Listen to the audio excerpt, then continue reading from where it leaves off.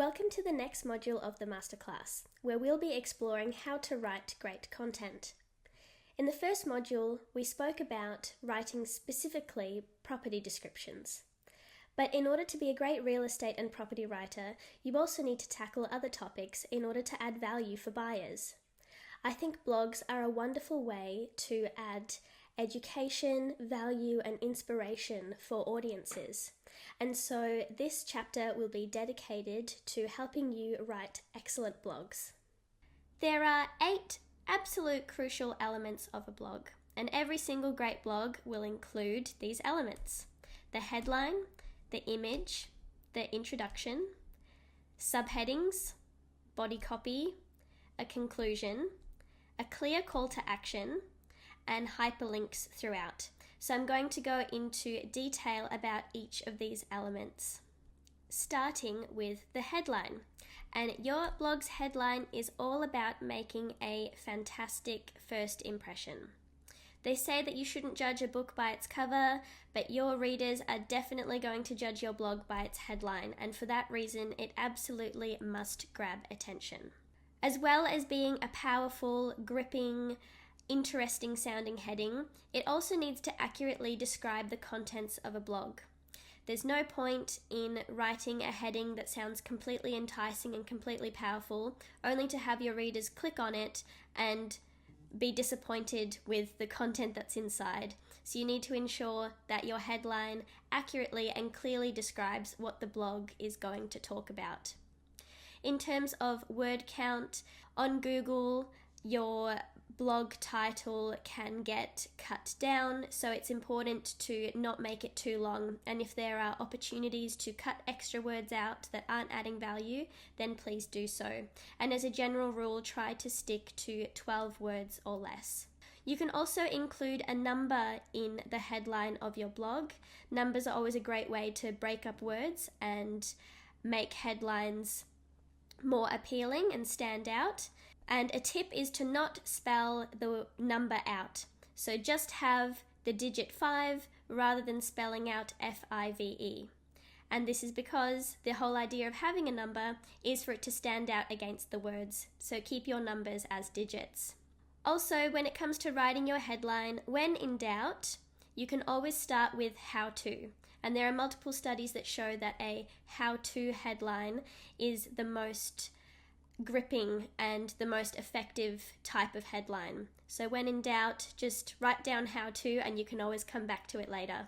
And finally, when you are formulating your headlines, think about the types of questions or words or phrases that customers are typing into Google when they're trying to find answers to their question. That's one of the reasons why how to is such an effective heading topic, because that's definitely one of the questions that people are typing into Google when they are searching for answers. And to help you craft some effective headlines for your blogs, I've got some formulas that you can use. And I want to credit Bernadette Schwartz from the Australian Writers Centre, who has multiple copywriting courses available. She is the queen of headline formulas, and I would love to share some of them with you. And the first, as I previously mentioned, is how to. So this formula is designed for you to plug in the keywords or the topic words of your blog, and it's how to plus action plus keyword plus promise. And this could look something like how to save for your home deposit in 12 months.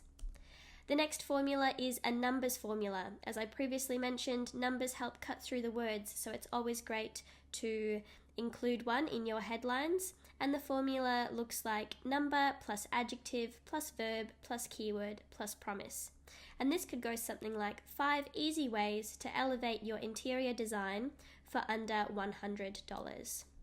The next headline prompt or formula asks you to ask a question, and this could look something like, looking to buy your first home? Avoid these mistakes.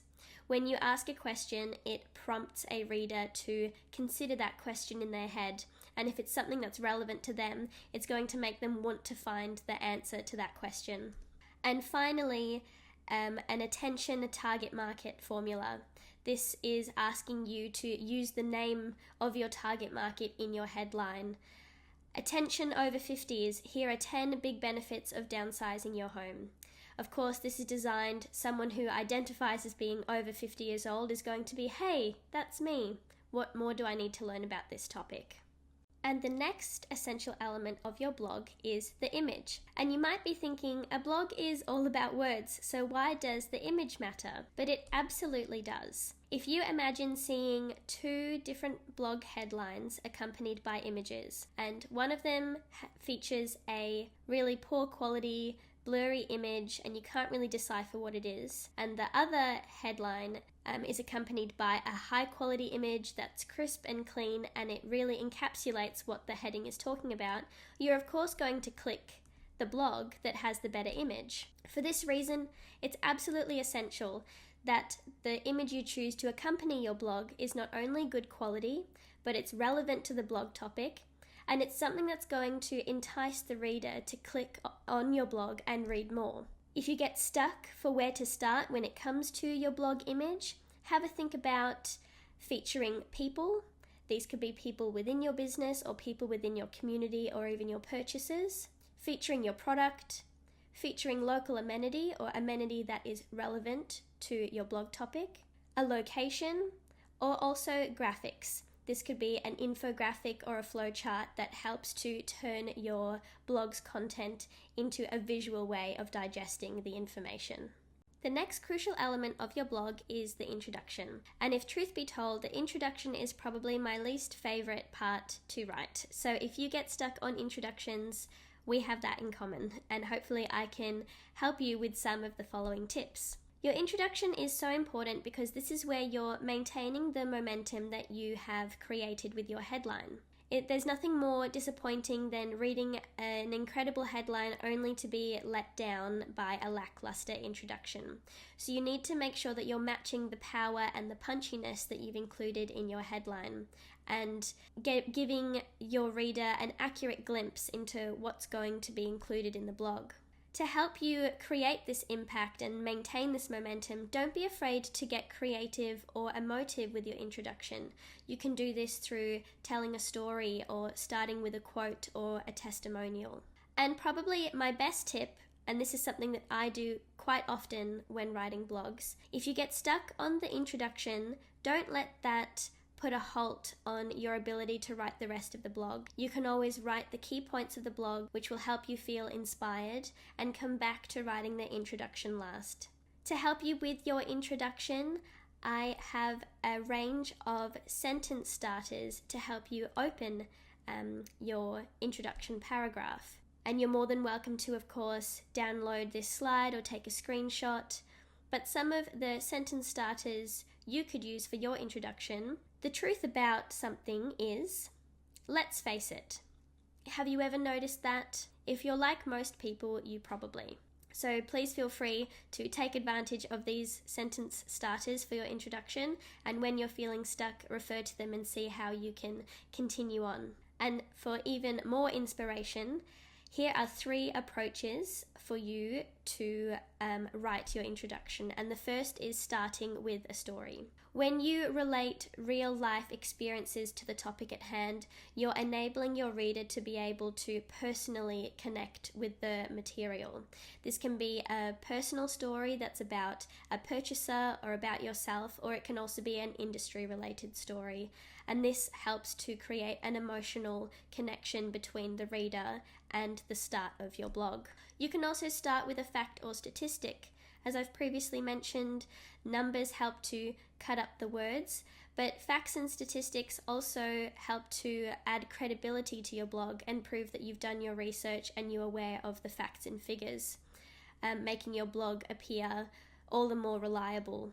And finally, start at the end. So sometimes you don't have to start at the very beginning. You can, if the end of a story or the end result of a case study is the most important, then put that at the start and then circle back to it throughout the rest of your blog. I think this is a wonderful place to start too when you're feeling stuck with your introduction. Figure out what the most compelling part of the topic or the story is and lead with it. Next up are subheadings, and these are essential because the majority of people aren't going to read every single word and every single paragraph in your blog. They are simply going to skim through trying to find the answers that are relevant to them. So subheadings have two important functions. The first is for you as the briefer or the writer of this blog. Subheadings help you to organize your thoughts and identify which are the topics and ideas that need to be discussed throughout the blog. But also for your reader, they help to clearly identify if this blog contains the answers that your readers are looking for. For that reason, you need to ensure that your subheadings clearly stand out from the rest of the body copy by making them a bolder and larger font. You can afford to get creative with your subheadings if this ties in with your tone of voice. You can use things like puns, alliteration, which is using the same letter or the same sound, and also rhyming. Some top tips for your subheadings. A great idea is to put the most intriguing or the most interesting subheading towards the top of your blog. This is going to help you to make a really good impression and also continue the momentum that you created in the heading and the introduction. You also want to try and keep your subheadings as short as possible, but long enough that they deliver the information you need to communicate. So if you can, keep them to less than 10 words. And as we previously mentioned, you want to make sure that they stand out, doing this by using a bolder and larger text than the rest of your body copy so that they can be read and identified easily.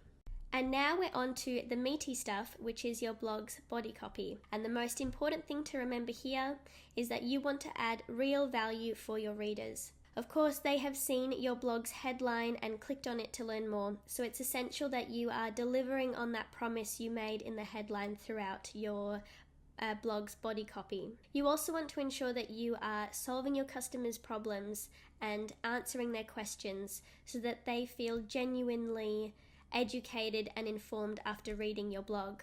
In the body copy, you're also going to focus on the features and the benefits, which is something we discussed in the previous module.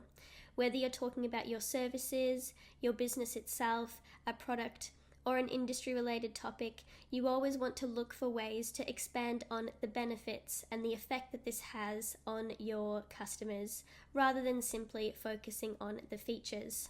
And it goes without saying that you want to provide great education, engagement, and entertainment for your reader so that they keep coming back and reading more of your blogs and making more interactions with your business. And you can do this through providing tips, tricks, and expert insights, simplifying a complex process, or linking to videos and other blogs where your readers can learn more. To help you ensure that the different paragraphs of your blog flow nice and seamlessly, I've included a range of linking words here that you can save and refer to help you start each paragraph or help one idea flow into the next. And once you have finalized your body copy, it's time to move on to the conclusion. And I feel like this is the part of a blog that gets forgotten about most. A lot of blogs just sort of fizzle off at the end of the body copy. But including a conclusion is a wonderful way to end your blog with a bang, especially for those readers who have stuck around to read the entirety of your blog. They deserve to have something interesting to finish off their read, and this will help to create a lasting impression where they're likely to consider the information you have included and ponder on it, and potentially even go on to read more information on your website. Most importantly, you want your conclusion to tie in with your call to action, which is the next step that we'll talk about. But you definitely want to clearly indicate what you would like your reader to do next after interacting with your blog. And so this is where the conclusion is absolutely essential in ensuring your reader knows what to do next. To help you write your conclusion, there are a few techniques that you can use, and the first is the wrap-up. I feel like this is sort of the most popular conclusion technique, where you essentially do a quick review of all of the ideas that you have discussed in the blog, and you tie up all the loose ends to ensure that there are no questions left, that everything has been answered and it all gets tied up nicely. Another approach is to do a full circle, and that's to go back where it all started. In the introduction section, I said that sometimes you start at the end, and in this case, sometimes you end at the start. If you talk about an extremely interesting part of a story or of a topic in your introduction, it's important to go back to that at the end in the conclusion, ensuring that you also finish with the most important aspect of your blog. And finally, asking a question in your conclusion is a great way to make your audience ponder the main topic of discussion of the blog, and they're more likely to go on and share their thoughts, whether that's responding to your blog or jumping on social media to respond to the question you have asked. Whether you include it in your body copy or in your conclusion, the call to action is something you want to include in every single blog. This is because call to actions encourage specific actions from your readers, so they know what to do next once they have interacted with your content. What's extremely important here is understanding the purpose of your blog, and this will fuel the purpose of your call to action. So what is it that you want your blog to do, and what action do you want your readers to take once they have read your blog? Some examples of the goals of your call to action could be to increase activity on your website by linking to other pages on your website where they can learn more about your brand, products or services, to sign up or RSVP for an event, to book an appointment, or to download a guide so they can be added to your database and included in an email nurture sequence. And finally, you want to look for opportunities to include hyperlinks in your blogs. Hyperlinks are important because they can improve your SEO ranking. This comes in handy when you include hyperlinks to your other pages on your website or to previous blogs. It makes those links that people are clicking into more credible and therefore boosts their SEO ranking. It also increases the time that your audience is spending on your website. If you include links to product pages or other pages on your website and they get clicked on, of course, your audience are going to be spending more time on your website searching through that information.